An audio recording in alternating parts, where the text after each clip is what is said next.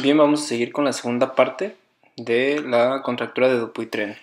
Nos quedamos en la parte de diagnósticos diferenciales. Entonces quedamos que esta es una contractura de la parte de la palma de la mano. Entonces vamos a tener como diagnósticos diferenciales una tenosinovitis estenosante del flexor como posible diagnóstico diferencial.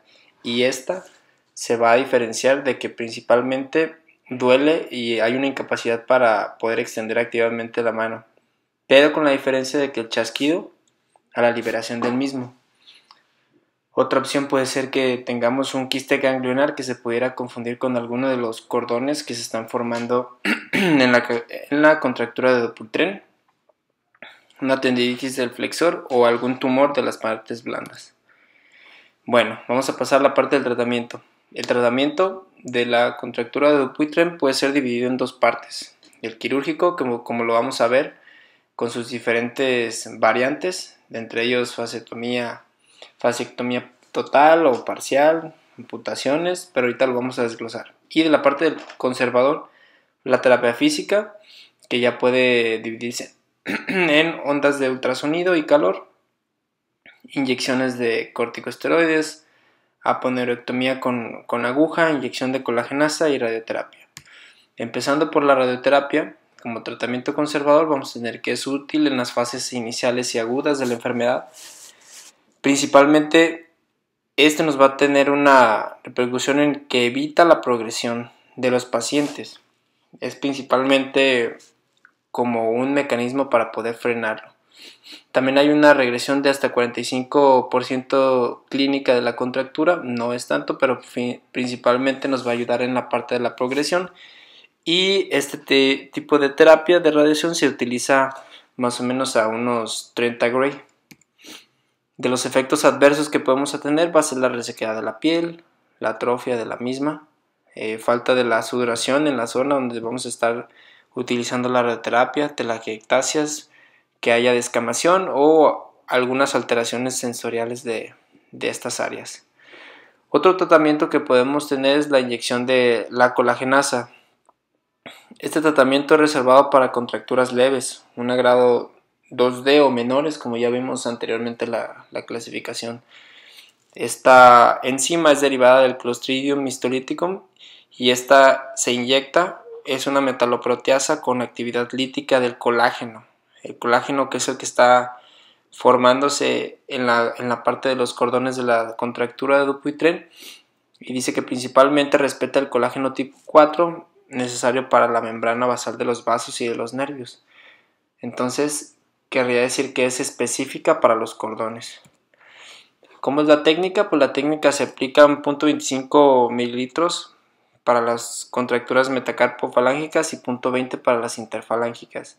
Se introduce, como estamos viendo aquí en la imagen, directamente en el cordón de manera subcutánea, y puede haber variantes para la colocación de la enzima directamente sobre los cordones. Aquí estamos viendo los cordones, por debajo los tendones flexores y ya más abajo los metacarpos. Sea con una vía de entrada o sea diferentes vías de entrada, la inyección de la colagenasa. Este tipo de tratamiento tiene una mejoría del 75% de la contractura inicial, y posterior a las 24 horas de la inyección de la colagenasa no hay que manipularla, y después de esto se va a utilizar anestesia local para poder utilizar o para poder manipular bajo anestesia.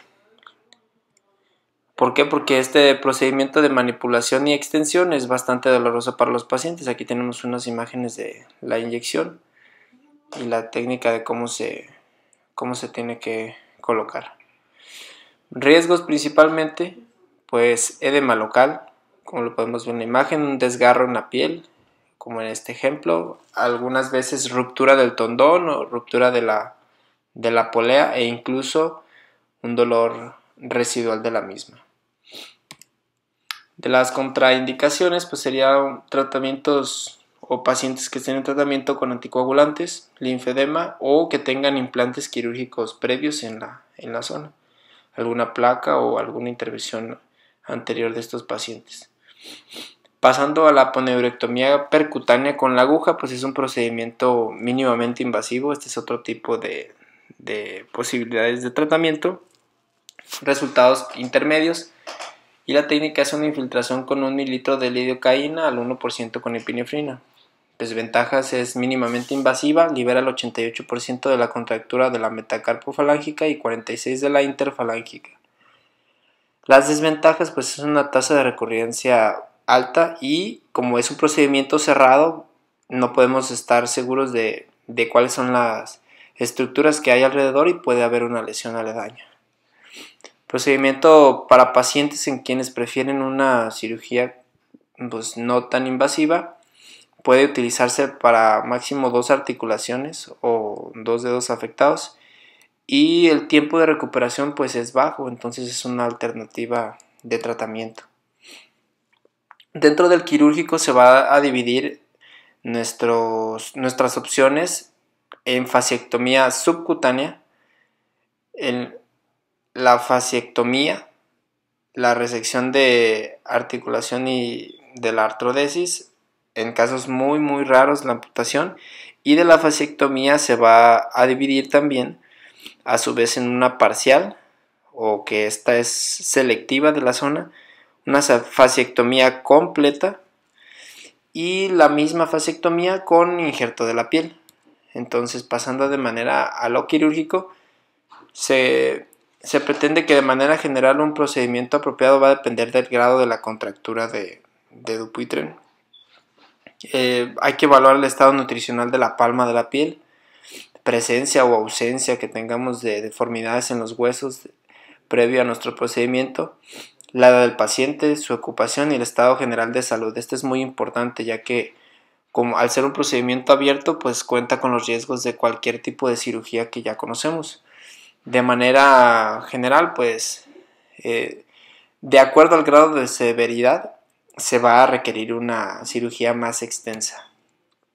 La fasciotomía subcutánea pues es una técnica que cuando el tejido dañado se encuentra en una etapa más madura es una buena opción. Con el fin de evitar la tendencia de la enfermedad a acelerar el proceso de que se forme más colágeno secundario al trauma recibido por una cirugía. Las contracturas de 15 grados interfalángica proximal y 30 grados metacarpofalángicas pueden ser ya incapacitantes, y en este tipo de pacientes pudiéramos tener como opción la fasciotomía subcutánea. Aquí lo tenemos en una imagen. Este tipo de tratamiento pues, se debe de tomar en cuenta el proceso degenerativo que presenta el paciente. Como ya lo dijimos anteriormente, el rango de movilidad y las enfermedades que se asocian. Esto para poder ver el resultado que vamos a tener. Entonces aquí teníamos la imagen de cómo se vería la introducción por la parte subcutánea hasta poder encontrar nosotros los cordones con el riesgo de tener cuidado de no lastimar aquí los tendones. En la contractura pues podríamos utilizar anestesia local para poder iniciar en la zona, y posteriormente pues se va a utilizar aquí el escalpo para poder liberar la zona de la contractura. Como lo podemos ver aquí en la imagen, de la manera percutánea se pasa por debajo de los cordones, se introduce el escalpo y posteriormente se libera la contractura. Dentro de los procedimientos más aceptados, pues el procedimiento más común y más, podríamos llamarlo el gold estándar, pues es la fasectomía parcial, indicado en contracturas que comprometen pues la función de la mano. Esta tiene una baja morbilidad y tiene menos complicaciones que la que vamos a ver, que es la fasectomía completa de manera general. Y a pesar de su buen resultado, incluso hay pacientes que recurren por la misma enfermedad que tienen. Técnica, pues es una técnica en la que el tejido maduro deformante es removido Hay diversas incisiones para poder observar las áreas de compromiso y principalmente, ya lo sabemos, son áreas de compromiso de la parte cubital.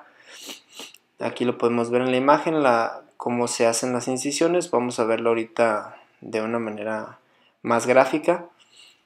La opción B se cuenta como una opción cuando la piel está retraída, que refiere a abordajes en zigzag, y la imagen A como en Z-plastillas. La imagen de tipo D vamos a tenerla cuando solamente involucra el área de la palma y solamente tenemos afección en el área de los cordones, y algunas variantes para poder nosotros incidir bajo esta técnica. Como lo mencionamos anteriormente, pues en la parte cuando solamente hay una afección en la parte de la palma, pues podemos utilizar el abordaje en esta área. Y principalmente pues aquí tenemos las imágenes de cómo se extirpan los cordones.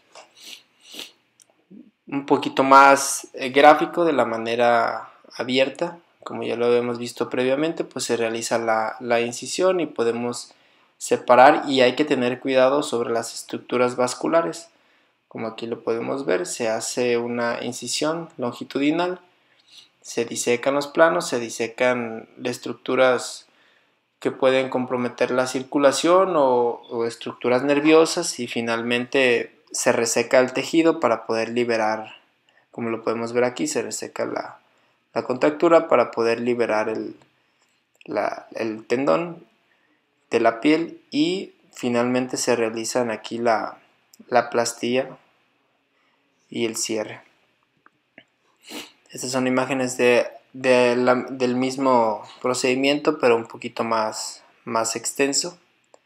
De la misma manera, pues delimitamos nuestra zona donde está la contractura, se realiza la incisión y posteriormente se disecan las estructuras vasculares y nerviosas para evitar dañarlas. Se realiza la liberación y se quita todo el tejido o los cordones que estén formados para dejar finalmente los tendones libres y así evitar la contractura. Finalmente, la parte de la retracción de la piel será tratada en la mayoría de los casos con plastillas en Z para poder aumentar el tamaño o para poder disminuir la contractura de la palma de la mano. Otras técnicas que son menos utilizadas, pero que también son algunas opciones, pues son las contracturas interfalángicas, de las que se pudieran beneficiar de algún fijador externo, como lo podemos ver aquí, para ir corrigiendo gradualmente la contractura en extensión. Esta técnica, para describirla, se utiliza durante 6 semanas y se incrementa la tensión del fijador 2 veces por semana. En una segunda etapa, pues ya se implica una fasectomía abierta para corregir los tendones o la restricción, y finalmente la dermofasectomía con el injerto para las contracturas de este tipo. Finalmente, pues se retira el fijador externo después de las 2 semanas de la segunda etapa, ya que se ha cicatrizado el tejido y el injerto de espesor completo que previamente se colocó. Principales complicaciones, pues bueno, al ser un procedimiento en el que se tiene fijación externa durante mucho tiempo, pues una infección del asito de Pines, aflojamiento de los mismos o incluso un síndrome regional doloroso. Pasando a la vasectomía completa, pues está raramente indicada, realmente asociada a grandes complicaciones como por ejemplo los hematomas, rigidez articular, una larga recuperación para sanar, y aunque sea la vasectomía completa el procedimiento más radical, quitando todas las estructuras que están causando la retracción, pues no va a evitar el riesgo de que tenga, el riesgo de recurrencia no se va a evitar. La vasectomía con injerto de piel, pues indicada en pacientes más jóvenes, con pronósticos malos para los que tengan epilepsia, alcoholismo o presencia de patología en alguna otra parte del cuerpo, como lo vimos anteriormente, pacientes que ya tienen la enfermedad de Dupuytren, no solamente en una mano, que sea bilateral, o también síntomas en los pies. No tan comunes, pues, finalmente procedimiento más invasivo es raro, es solo las amputaciones, solo indicada en una contractura interfalángica distal, enfocándose solamente en dedos pequeños, y bajo procedimientos pues no pudo corregírselo anteriormente o bajo técnicas anteriores. Esta no va a ser una opción de primera instancia.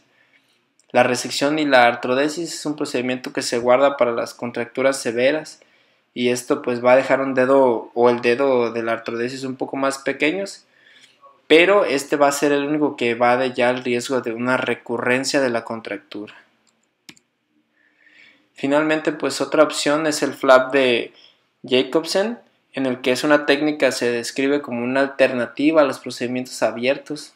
Solamente se utiliza para el quinto dedo, esto hay que tenerlo en cuenta, en el que se realiza un colgajo en L, se realiza una incisión en L, y se pone un colgajo de espesor completo en la parte transversa. Aquí en esta parte pues se libera de la misma manera anterior, se libera el tejido que está causando la contractura, y posteriormente solamente se cierra la parte lateral del dedo, o la parte longitudinal de la herida, y el resto de la herida se dejaría a cierre de segunda intención de 4 a 6 semanas, esto para poder aumentar el espacio de la contractura previa que existe en la piel, para poder ganar ese espacio y liberarlo. Después de 4 o 6 semanas del cierre de la herida, vamos a utilizar el uso de una férula de extensión dinámica por 10 semanas para evitar la retracción. Esto pues a manera para comentarlo, pues con sus riesgos de infección al ser una herida de cierre de la segunda intención, pero también es una opción quirúrgica. Las complicaciones más frecuentes que hay que tener en cuenta entonces en la enfermedad de Dupuytren pues son las más frecuentes: la lesión digital de algún nervio. Entonces hay que tener esta imagen en cuenta, en la que los pliegues nos podrían formar a manera de no olvidarnos de las zonas, una zona segura, que sería la zona de medio de la palma, y posteriormente de la zona segura, donde podríamos delimitar las estructuras nerviosas, que aquí vamos a tener cuidado. A recordar atención especial en la parte cubital, en estas zonas del cuarto y el quinto dedo, y en la parte radial del primer y el segundo dedo. Finalmente, pues para concluir, hay que orientar a nuestros pacientes respecto a su condición, comentar esa parte en la que pues los nódulos menores o cordones sin rangos de restricción muy severos pues pueden ser bien tolerados bajo observación. Estar constantemente revisando a nuestros pacientes, y si la contractura no limita las actividades pues puede continuarse con ese mismo tratamiento. Pero si hay que concientizar al paciente que requiere una intervención, hay que hacerle ver qué alcances tiene, hacerle saber al paciente las posibles complicaciones a las que se está exponiendo, y no hay que olvidar mencionarle a nuestros pacientes el riesgo de recurrencia, porque como ya lo vimos anteriormente, el riesgo de que vuelva a aparecer la enfermedad en el paciente existe. Entonces es algo que tenemos que tener en cuenta cuando este paciente llegue con nosotros.